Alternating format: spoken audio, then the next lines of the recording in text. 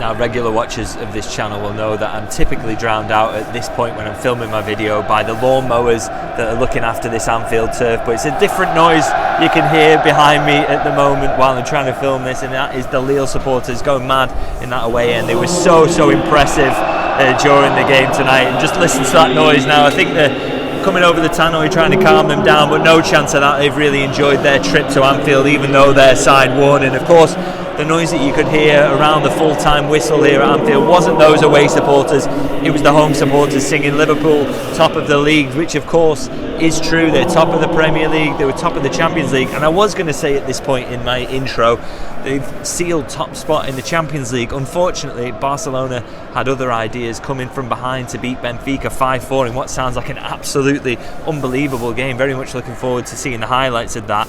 It does mean that Liverpool haven't sealed top spot with a game to spare in the Champions League, but they have at least sealed top 2, and of course a place in the round of 16, which is the aim coming into this. Of course, this new format, you want to get into that round of 16, you don't want to be in the playoff stages, so Liverpool have done that. And as I understand it, and I may be wrong about this, I haven't fully got a grasp of how this Champions League works in this new format, but as I understand it, there's not a difference really between finishing first and second. It seems that if you do that, then you will get a kind of draw in the next round. So I don't think it's going to make a huge difference to Liverpool if they do finish second. And of course, that means then if Liverpool have sealed top 2, which they definitely have, obviously gives them a chance in that final game, which is a trip to PSV Eindhoven next week, to maybe mix things up and refresh the squad and rotate and ensure that the squad can stay fresh to fight on forefront. So that's a real benefit to Arne Slot, and one of the key reasons why it was important to go strong in his selection tonight and make sure that Liverpool got over the line. And in terms of doing that, I have to say the focus on the game itself,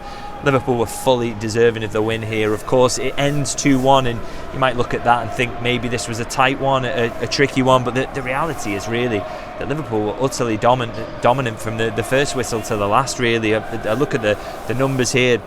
2.23 expected goals to Lille's 0.47, 13-4 on the shot count, and 7-1 in terms of shots on target. 4 big chances for Liverpool and 0 for Lille. So that just shows you really how in control of this game Liverpool were. And of course, obviously there's the red card later in the second half, but I thought Liverpool were dominant even up to that point.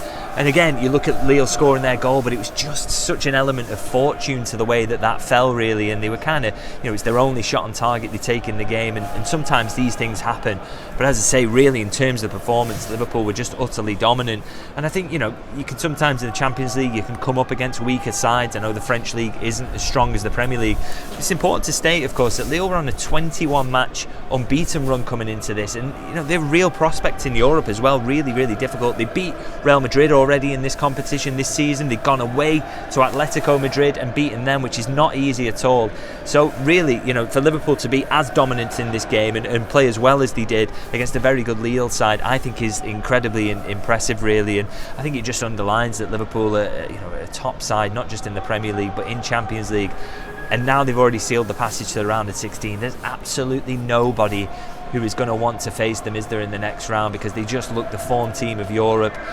So strong defensively, so strong in attack as well, and just got so many different ways to hurt you. And I think Lille really experienced that today. They just did not get a sniff from the first whistle. So for me, an incredibly impressive performance. Now, a few talking points from the game that I want to talk about, really, and the first of those is an individual performance from Darwin Nunez. Now, of course, he doesn't get on the score sheet today, but I just thought his general performance was really, really impressive. And I got so many comments after the Brentford game, really asking me, obviously he gets a brace there and it's such an important moment in Liverpool's season, and I got a lot of questions saying, do you think this could have an impact on his future? Does that mean he has a chance of getting himself into a position where he potentially makes himself a starter and carves out a career for himself at Liverpool? And I still have to say, I am quite sceptical about that. I think the inconsistency is still there, but I will keep banging this drum that the important thing that Liverpool need from him this season is for him to be useful, is for him to be handy in situations like this, to come on against Brentford and get the goals, to come in for this game with Jota out injured and really contribute. And he absolutely did that. Now, not necessarily in terms of the attacking contribution, just the one shot, which is a very un-Nunez kind of statistic. We're used to him getting so many shots in games, aren't we? But he does create 3 chances alongside that. But but it's kind of the other elements of his work in terms of facilitating others around him that I really enjoyed about his performance. He completes 14 out of 20 passes, which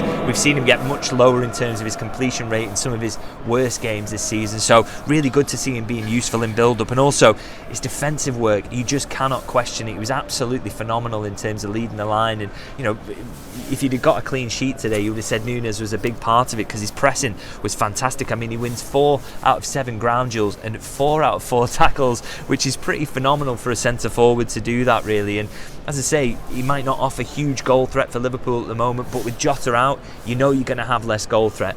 But if Nunez can come in, he can be good in build-up, he can do the pressing, he can make sure Liverpool are very hard to play through, then that makes him a genuine option for Arne Slot. And I think he absolutely looked that today. And we know, and we've known for a while, that he is a confidence player, but he seems to have it at the moment, certainly off the back of those 2 Brentford goals. So I think this is a period, particularly with Jota out, just make the most of that, make use of it, get him in the team if you can, because he can be part of a winning Liverpool team, and I think he played a very big part in that today. And I also want to talk about another forward who is alongside him, which of course is Mohamed Salah. Now, it's so much talk in his kind of 3-game goalless slump that he was in.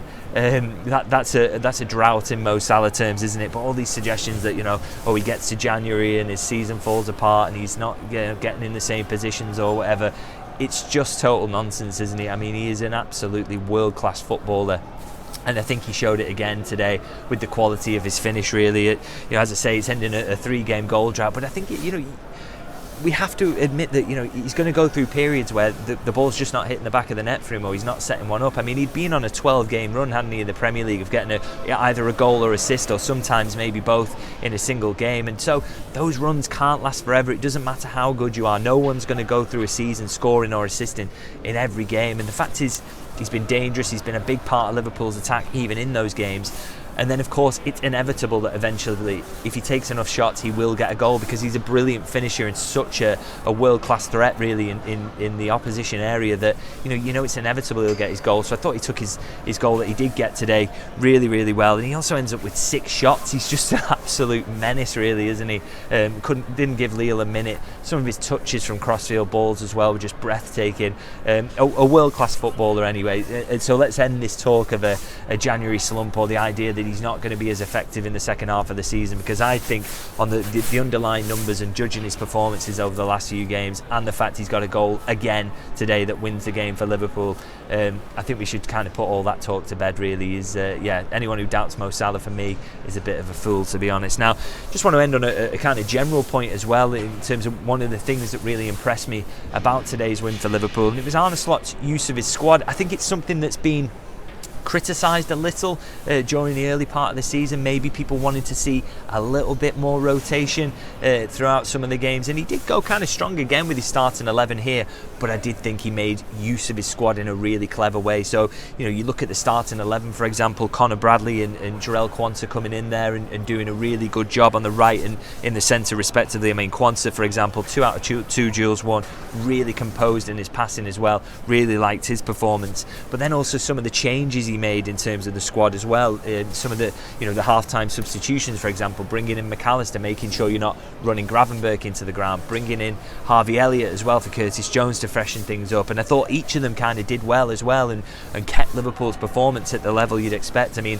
Harvey Elliott, we have to talk about the fact that he comes in against Brentford, plays a key role in 2 goals being scored there, comes in again here, and yes, there's a deflection, but he gets a goal that wins the game for Liverpool. He can affect games for Liverpool, and if some of that criticism of Slot and the rotation for me has been overplayed, but I think if I had one area where I was kind of concerned, it's his use of Harvey Elliott.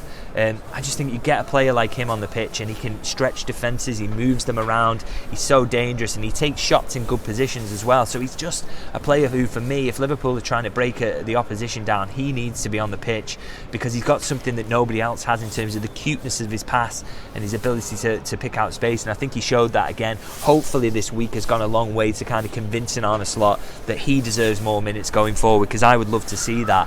And there were other members of the squad as well who came in and did really well here today. So for example, Wataru Endo, thought he was excellent when he came on, just getting around, crunching people, moving the ball, 89% passing accuracy, involved in 6 ground duels, so he was everywhere really, keeping Liverpool on the front foot. Really enjoyed his performance.